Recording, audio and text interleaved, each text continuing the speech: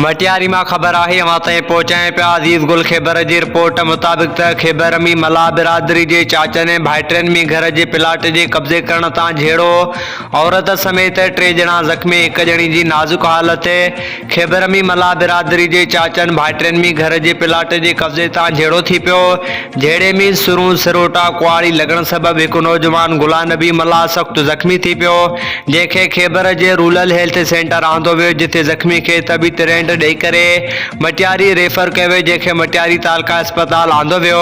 जिन ज़ख़्मी खे हैदराबाद लालबती रेफर कयो वियो, जॾहिं त ॿिनि ज़ख़्मियुनि जुमन मला संदसि घरवारी मीडिया खे ॿुधायो त असांजा चाचा अब्दुल गफूर मला, मिठो मला, मलूक मला ऐं संदसि पुट फैज़ान फरहान संदसि औरतुनि समेत असां मथां हला करे कुआड़ूं सिरोटा सिरनि सां हमिलो करे ॾिनो, जंहिं सबबि असांजो भाउ गुलाम नबी सख़्तु ज़ख़्मी थी पियो। असांखे बि धक लॻा आहिनि, जॾहिं त ख़ैबराणी थाणे ते NC दाख़िल कई वई आहे। ख़ैबराणी पुलिस बर वक़्तु कार्रवाई करे अब्दुल गफूर मला ऐं मिठो मला खे गिरफ़्तार करे वरितो आहे।